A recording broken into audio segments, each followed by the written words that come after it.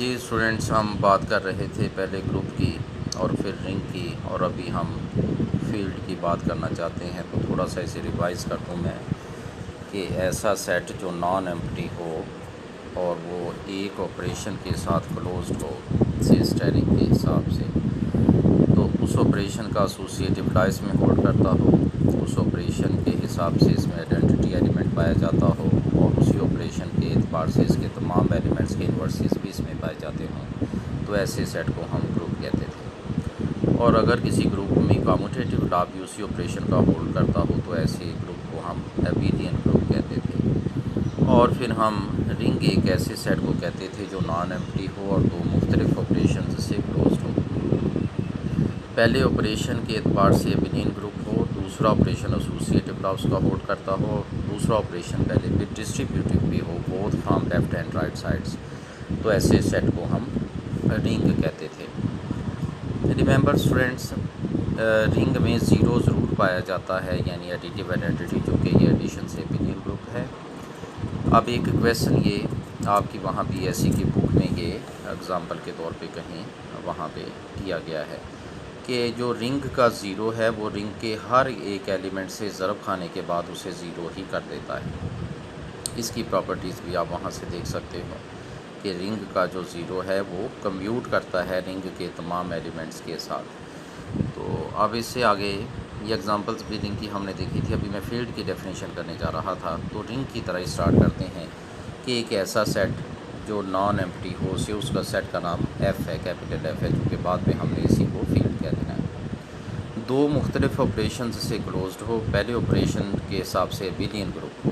तो स्टूडेंट्स, इतनी प्रॉपर्टीज़ तो ये रिंग वाली है। अब जो ये नंबर 2 लिखा हुआ है, इसमें एसोसिएटिव ला के साथ हमने एग्जिस्टेंस ऑफ आइडेंटिटी और जो मल्टीप्लिकेटिव इन्वर्सेस और मल्टीप्लिकेशन का कम्यूट करना वो भी इंक्लूड कर दिए हैं इनफैक्ट। तो उसने लिखा है कि सारा एफ सिवाय ज़ीरो को एक्सक्लूड करके जो बाकी वाला एफ़ बचता है, बाकी वाला जो एफ़ का पार्ट बचता है, वो ज़रब से भी एबेलियन ग्रुप होना चाहिए और एक डिस्ट्रीब्यूटिव ला होल्ड करना चाहिए, या लेफ़्ट या राइट। तो चलें स्टैंडर्ड बना लेते हैं कि हम लेफ़्ट चेक किया करेंगे। अब एक क्वेश्चन ये है कि क्या तमाम रिंग्स जो हैं वो फील्ड हुआ करते हैं? तो स्टूडेंट्स, लाजमी तौर पे होते हैं। तीसरी प्रॉपर्टी में तुम क्लैश कर सकते हो जी कि वहाँ तो राइट डिस्ट्रीब्यूटिव ला भी होना चाहिए। तो मल्टीप्लिकेशन इसमें चूँकि कम्यूट करती है इसके सेकंड एक्सियम से कि ये एबेलियन ग्रुप मल्टीप्लिकेशन से है, सिवाय ज़ीरो के था, और ज़ीरो रिंग के तमाम एलिमेंट से वैसे ही कम्यूट किया करता है। तो कुल मिलाकर अगर लेफ़्ट डिस्ट्रीब्यूटिव ला फील्ड पे होल्ड करता है तो राइट ऑब्वियसली करता है फ्रॉम टू। और उस एक एग्जांपल से जो मैं ये कह रहा हूँ कि हर रिंग में ज़ीरो रिंग के हर किसी एलिमेंट के साथ कम्यूट किया करता है, ये आसानी से देखा जा सकता है। इसे भी मैं किसी अगले लेक्चर में इसको भी इंक्लूड कर दूँगा।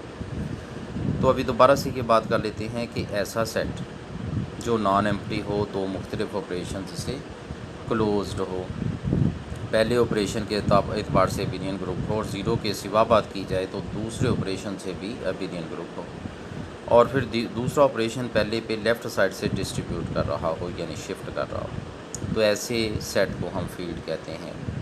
इन नंबरों की जामे दुनिया होती है स्टूडेंट्स, इतनी ख़ास नंबरों की दुनिया कि इसमें जो जो चीज़ें भी हमें रिक्वायर्ड होती हैं सब अवेलेबल हुआ करती हैं। तो फील्ड के एलिमेंट्स को रिमेंबर स्केलर्स बोला जाता है। और अगर कोई सेट फील्ड हो तो उसके साथ उसके दोनों ऑपरेशंस भी मेंशन कर देते हैं।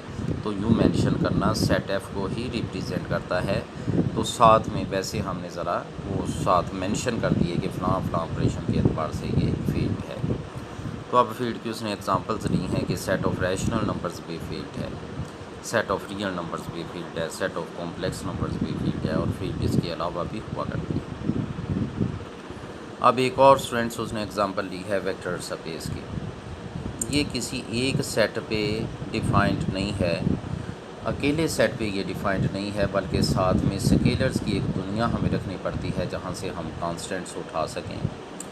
तो उसने कहा है कि एफ़ पहले से एक फील्ड हो, और जिस सेट को हमने वेक्टर स्पेस कहना है बाद में, जब ये एक्सियम्स, जब वो इन एक्सियम्स को फॉलो करती होगी, ये जो हमने लिस्ट कर रखे हैं ये नीचे, तो बाद में हमने चूँकि उसे वेक्टर स्पेस कहना है तो अभी से हम उसका नाम कैपिटल वी रख लेते हैं। तो उसने कहा कि वी जिसे हमने वेक्टर स्पेस कहना है, that set must not be empty, इसमें भी कुछ एलिमेंट्स होने चाहिए कि हम इनसे खेल सकें। अब उसने आगे बात की है कि वी दो ऑपरेशन से क्लोज्ड होना चाहिए, एडिशन से क्लोज्ड होना चाहिए और स्केलर मल्टीप्लिकेशन से क्लोज्ड होना चाहिए।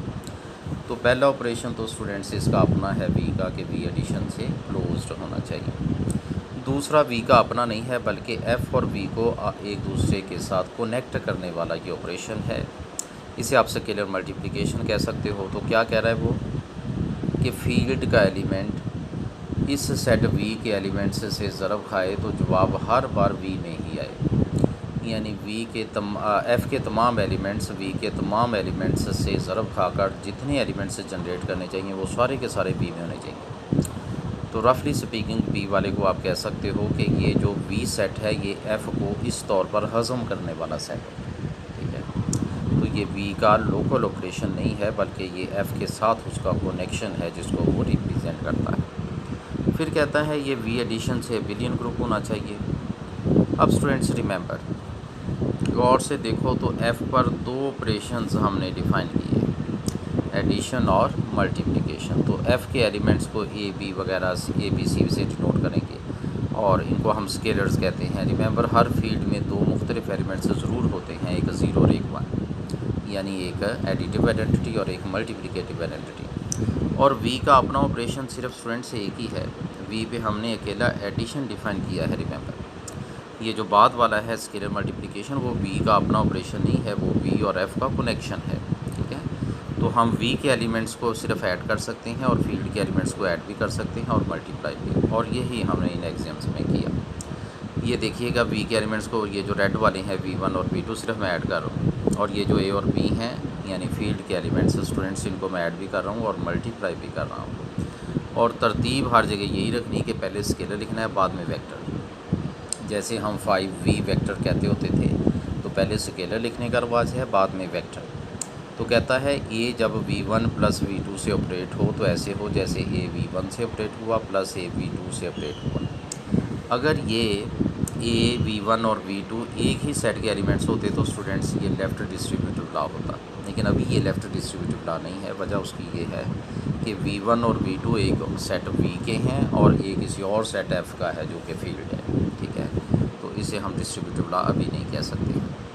इसी तरह कहता है ए प्लस बी जब वी से ज़रब खाए तो वो भी नेचुरल सेंस में ज़रब खा जाए। इसी तरह जब ए ज़रब बी वी से ज़रब खाए तो ये ब्रैकेट्स आगे पीछे की जा सकती हों, जैसे कि यहाँ लिखा गया है। तो इन प्रॉपर्टीज़ में जो देखने वाली बात है स्टूडेंट्स के वी पे सिर्फ एडिशन डिफाइंड है, तो वी के एलिमेंट्स को मैंने सिर्फ ऐड किया है, और एफ़ पे एडिशन और मल्टीप्लिकेशन दोनों डिफाइंड है, तो एफ़ के एलिमेंट्स को मैंने ऐड भी किया है और उनको मल्टीप्लाई भी किया है। और हर जगह ये सेंस रिटेंड रखी है कि स्केलर पहले लिखना है, वेक्टर उसके बाद में लिखना है। और फील्ड में चूँकि 1 ज़रूर होता है मल्टीप्लिकेटिव आइडेंटिटी, तो कहता वो जब वी के एलिमेंट्स से ज़रब खाए तो उनको चेंज ना करने वाला। तो ये जितने एग्जाम्स हैं 5 ये और 2 ये पहले बाय डिफ़ॉल्ट वाले जो थे, ये सारे अगर सेटिस्फाइड हों तो स्टूडेंट्स ऐसे सेट वी को कहते हैं हम कि इस फील्ड के हिसाब से वो वेक्टर स्पेस है। तो वेक्टर स्पेस जो सेट है वो वी है, और जिस फील्ड के एतबार से वो वेक्टर स्पेस है उस फील्ड को हम यूँ ब्रैकेट्स में मेंशन कर देते हैं कि ये वाला सेट वी इस फील्ड एफ़ के एतबार से एक वेक्टर स्पेस है, ये उसका सिंबल है स्टूडेंट्स। अगर ये एक्सियम्स को एक और नज़र से स्टूडेंट्स हम देखते हैं तो आप ये समझो कि एफ़ क्रॉस वी को हम वी पे मैप करने वाले फंक्शन के ये वाले एक्सियम्स जो हैं ये देखना चाहते हैं। ऐसा फंक्शन जो एफ़ क्रॉस वी को वी पे मैप करता हो फॉलोइंग दीज एक्सियम्स, तो ये फंक्शन है जिसके ये एक्सियम्स थे। हम ऐसे सेट वी को इस फील्ड के लिए वेक्टर स्पेस कहते हैं।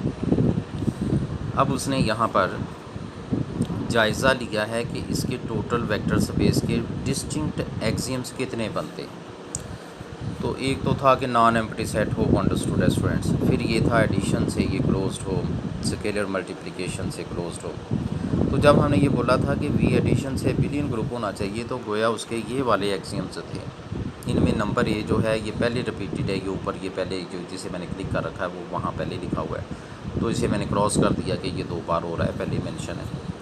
और ये जितने मैंने क्लिक किए हैं, ये क्लिक्स अगर आप देखो गिनो, इनको काउंट करो तो स्टूडेंट्स ये 10 मालूम होते हैं। ठीक है, ये अपर साइड पे 2 हैं, ये 4 इसके बाद वाले हैं और 4 ये बिलो साइड के हैं। तो ये 10 एक्सियम्स को फॉलो करने वाले सेट वी को हम वेक्टर स्पेस कहते हैं, और इसके कांस्टेंट्स जिस दुनिया से उठाए गए थे वो फील्ड होना चाहिए, वो कोई एक फील्ड होना चाहिए, तो उसको साथ में हम मेंशन भी किया करते हैं। तो ये एग्जांपल्स हैं इनकी कि जी आर क्यू पर वेक्टर स्पेस है, सेट ऑफ रियल नंबर्स। कौन से फील्ड पर वेक्टर स्पेस है? सेट ऑफ रैशनल्स पे। इसी तरह सी आर पर वेक्टर स्पेस है, हर फील्ड अपने आप पे वेक्टर स्पेस होता है।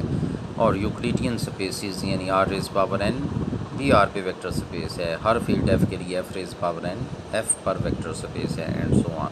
और भी इसकी ऐसे एग्जांपल्स देखी जा सकती है।